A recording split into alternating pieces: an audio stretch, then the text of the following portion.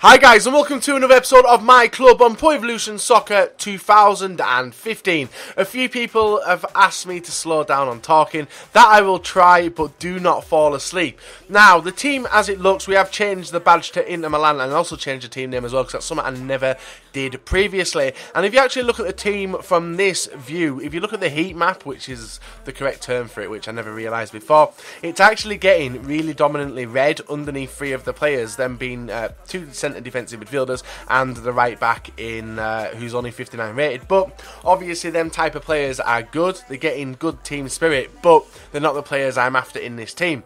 Now we are trying to stack up the 3-star agents, and we're going to open 3-star agents at the same time to see if that gives a chance of getting someone better, because at the moment I'm becoming very disillusioned with the agents. They're not getting me any good players, and I really wish there was unlimited team of the year packs. I'm coming up against good teams as well.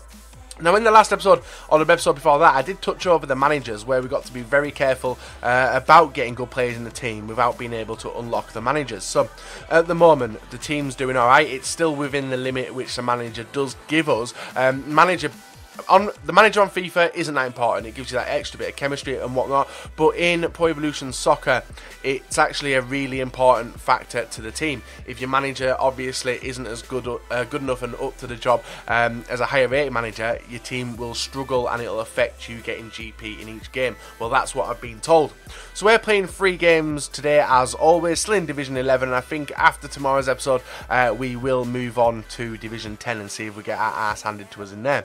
We take a nice, well, this game was end to end all the way until the 76th minute. I genuinely thought it was going to be the first game to end 0-0, but thankfully Julio Baptista, who I absolutely love in this game, he is just a powerhouse. Not many people can knock him off the ball. He's got a great shot, as you see in there, a nice controlled shot from outside the area, does seal a 2-0 victory. Now, when I initially got him, I wasn't that impressed, because obviously you're not going to be that impressed, but this game gives you a feeling of when you do have a player, like, not meaning to sound gay or anything, but it seems like you nurture the player, you want the player to be good, and you find out their pros and cons pretty fast, and that helps you in game. We've tried slowing down our play, it's still not happening with me, I don't know what it is, and we're still playing the counter-attacking style of football. So in our first game of the day, we were rewarded with 3,000 GP to spend as well. We're getting close to that 30,000 mark, and obviously I like spending that on agents. We've also lost the loan of Iturbe. He's now disappeared after 10 games, and I was looking for a suitable replacement on the market, and obviously there was not one to be found. So we're going to have to do without a decent right attacking midfielder currently, but we do have one on the reserves who have not actually registered for the team. He is a right midfielder, so he has got the green symbol, whereas I'm looking for someone who is predominantly a red symbol, like a right midfielder, but that hasn't happened. So we go into our next game putting the 59 rated right midfielder into his position, and hopefully he'll get on the team.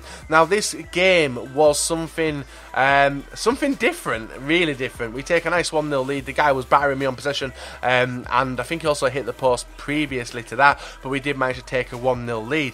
He had Iron Robin. He didn't just have Robin, he had a lot of other decent players as well. And with a bit of a scrappy goal, he just bang it into the net with Saunders, making it 1-1. Annoyed, I was a little bit annoyed conceding that type of goal, but we have a custom set piece. Now, if you press the L1 or left bumper button, press the right analog stick, you can automatically change the screen to this, where it sends the player so you can see where the ball's being put. We then move our player to the front post, flick the header back, and it results in a goal. That's the first time I've actually scored off a corner, and fingers crossed after seeing that work, it might get me a few more goals in the future matches. He equalises up with a nice chip over my keeper. Nothing I can do. I don't even complain about when I concede goals. I don't really complain, as usually goals are rewarded by people playing really good, which is very opposite to FIFA. I did watch an interesting video the other day from Foothead it was Foothead's video, the PES versus FIFA, not argument, but like a rundown of Pro Evolution Soccer. I really recommend you guys going over to that channel and having a listen to it, as most of the pointers I 100% agree with.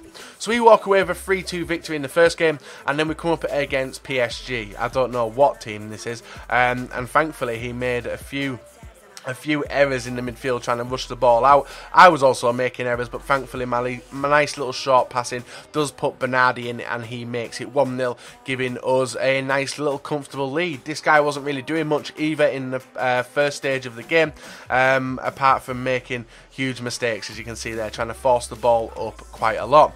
But he was repaid, and that was something which frustrated me a lot because I give away a penalty. I very rarely give away a penalty. Actually, I don't. I do. I give away penalties quite a lot, and it's annoying. So we give away the first penalty, which he does blast wide, saving us. Because not only did I get a yellow card of that player, but we also did show him that he can actually get in. He then went in around the right hand side, cutting inside. I thought I would get the ball, completely missed the ball, wiped him out, gave him another penalty, and actually earned myself a red card. Now thankfully I dived the wrong way, and the goalkeeper's trailing foot did actually save the ball and give us the chance to go on and compete with this game. I tried to press pause to alter the left back position because obviously it'd been sent off. And do suspensions carry over? Because like if I get a suspension in this match, did it carry over? Because I didn't actually notice when recording this game.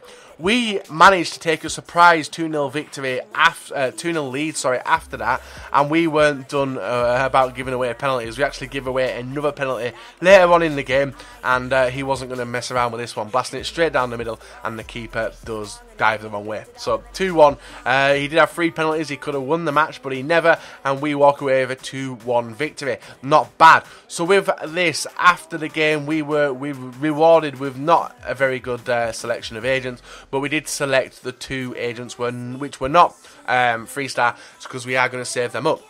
Now, we didn't really get much, but we did get a player who we can put straight into the team, as we don't have a decent right back.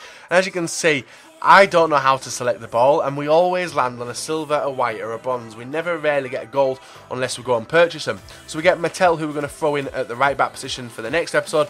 And if you guys are new to this channel, leave me some feedback. I am trying to help you guys help me, because obviously I know a lot of my followers and my subscribers on this channel will be from the FIFA community. So guys, drop a like rating, subscribe if you are not subscribed, and leave some comments down below to help me get used to this game and also the other people involved.